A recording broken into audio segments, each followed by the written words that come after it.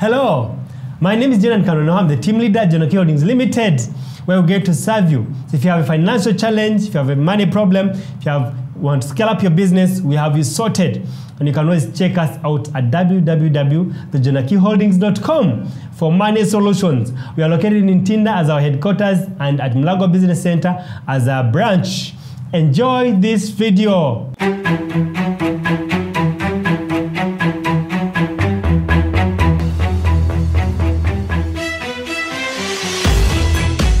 Welcome, Jonan Kandwano is my name, team leader Jonaki Holdings Limited, yes, Ntinda and Mulago. We are yet for part 2, fraud. It's a big issue. Here with us is a great experienced staff, Jonaki Holdings Limited, Shiva Narimpa. So fraud, you told us in the previous shooting that fraud concerning the companies as well as concerning the customers, how they can identify genuine companies.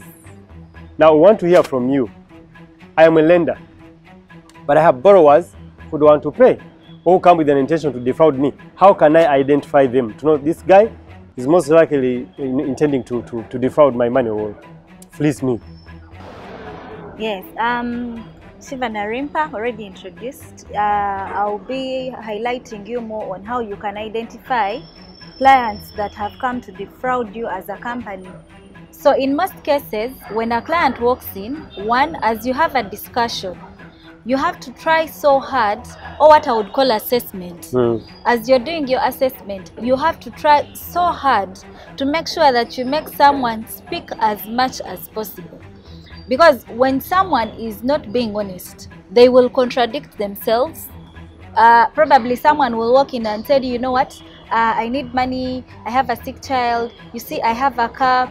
Then after they will tell you, but you see, I think I can use my land, but my land is in my brother's names. But you see, I have never visited the land. Because you've made someone talk, they will end up saying what they are not supposed to say. So of course at that point, you don't let them know that what they are saying is not right. Just do the listening and ask where you think you can ask. One, that is one way you can be able to identify through assessment as you're assessing. Then two, it is always good to do a background search. There is Google. If a client has applied, it's important you type in their names on Google and you try to, get more information about them. If someone has thugged or stolen from a money lender before, or they have been involved in any fraud aspect before, they will definitely bring their stories. There are clients we have done that, and you find that maybe someone stole money from a Chinese. By the time you see that, you're very sure that such a person will not be able to pay back your money, because if you can steal money of over 300 million from a Chinese and then you're coming to borrow 10 million, yes, you may have the collateral, but there are high chances that this person is just after stealing. And we all know that even this collateral, for instance, cars, someone can come and dupe you, you give them money, you're sure they have given you collateral, you're sure they have done everything, and then after, they break these cars into spare. Wow. And they take them to Congo and sell them. They even sell them actually in town here. They break them. We've had such scenarios where people have driven cars to Kasese, and they have opted to put them into spares, and they transport them and sell them across to Congo. So it becomes hard because even the collateral you're sure of is taken. So meaning such a person, besides them giving you collateral, you need to know. So Google can be also the other way you can try to check. Then the other thing, you must have a process. Now, if you have your process that you are using to assess before you give out this money, for instance, if it is land, one, valuation itself. We've had where people come in and they give you a title. It really looks genuine when you look at it. But when you do a valuation and they do boundary opening, you find that this land doesn't exist. But if you're going to just look at the title and then give someone money basing on the title, there are high chances that you could be having a title that doesn't exist. So you can do a valuation to be very sure. Even with cars, there are people who change engines. You find that the engine on the logbook, the engine number on the logbook is different from the engine number that is in the car. So there are people who change engines, there are people who change, a lot of things are changed because they know people are not keen about these processes. So valuation and doing boundary opening could be one of the things that can help someone identify a fraudster. We've had scenarios where you even go through the whole process. You do the valuation, the land exists, it's in the names of the person, you do even a land search, the name really, the person exists. But when you go to put a mortgage, the photo in NIRA does not match the photo of the person that is borrowing. Wow. You see? But now when you just stop at the valuation, then you're sure, the land exists. You do a search, you're like, even the name, you know? Yeah, similar names. Yeah, the title is in this person's names. Then you're like, let's give this person money. But you don't know that people can defraud in a way that they impersonate. They have the person's ID, the title is right, it really exists. But then when you go to put a mortgage, you find that the ID that is in NIRA is the photo. The photo that is in NIRA on the ID is different from the person who is claiming that they are the owner. So in such a scenario, you're saved. We've had such a scenario. We're very excited. We're going to make a sale, you know. And then Ministry of Land calls and they're like, but did this person replace an ID? Did they lose an ID? And yeah, we talked to the client and they're like, yeah, I lost my ID. I misplaced it. But when we told them to go back to NIRA and rectify the issue, they didn't show up. But if we had not proceeded to do a mortgage, then there are high chances we're going to lose our money because we would be very excited. So it's important that you do the stages, you go through the processes up to the last minute till you're sure that the mortgage has really been put. Then you can proceed and give someone money.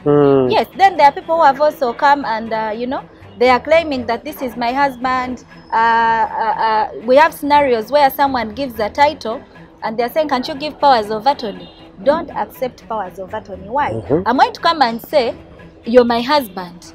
But in actual sense, we have come to just get money. So it's a deal. Yeah, it's a deal. I'm using my title. You're the one taking the money. The money is coming to your account. I'm saying powers of attorney. So for such people, what you should do, one, you must make sure if they're giving you powers of attorney, there is a verified stamp from URSB to confirm that indeed they have allowed and they have accepted that this is the husband. There is what we call besides powers of attorney, there is an affidavit. Affidavit, yes. Yeah, where the husband must sign and confirm that this is the wife, or the wife must sign and confirm that this is the husband, and it is presented before the law or lawyers.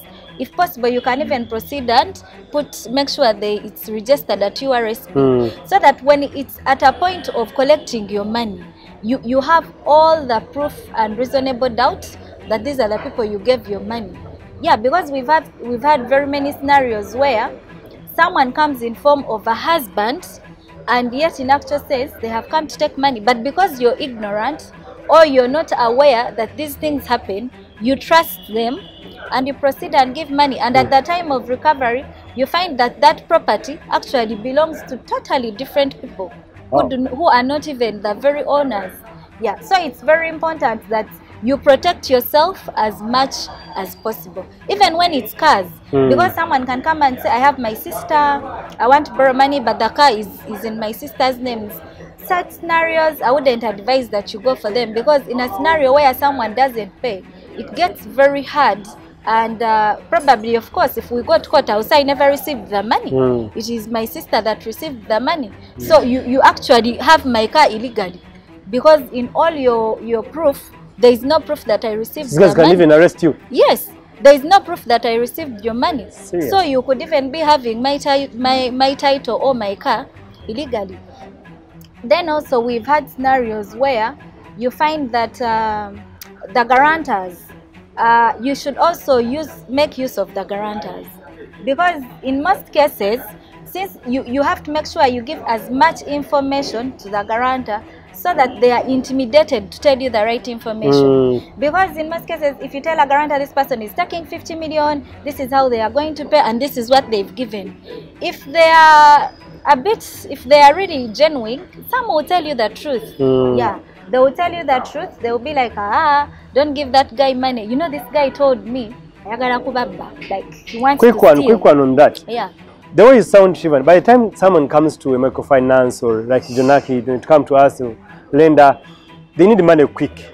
And especially on the land bit, the way you mentioned steps and all that, it looks like it's a long process. What is the turnaround time? How much time are you looking at, and how do you play around to make sure that clients get money in time? You see, as you think of the time, you have to think about your money. That's right. Yes, you have to think about your money that you're giving out there. So with land, if the land has no issues, even 2 days are enough. Yeah, if it has no issues. But if the valuation is done and the land has issues, it can even go for a week. Yeah, because they have to cross-check with Ministry of Lands, they have to cross-check with all the other sectors involved to confirm that the information they are giving you is really the right information. But if the land has no issues, then in 3 days, someone can have money. Because the valuation will take 2 days, then you find that putting a mortgage just 1 day, and on the 3rd day, someone has money. But now, like I said, you have to protect yourself first. Yes. So you have to protect your money first. If the person really needed the money as quick as possible, then they should have come early. Because now that speed is where people take advantage to defraud. So as you use the speed, make sure that you're very keen and above all, have a second eye. Don't assess a client and go through the files alone. That is why it's important for every money lending institution to have a committee that consists of at least more than 2 people. Because I may miss out something, but someone else may see it. Yes. Thank you so much. Too much information. Thank you so much, Shivan, for speaking to us. Thank you so much for watching. Always check us out at www.jonakiholdings.com. Yeah, we love you and we want you to keep in business. Thank you and God bless you.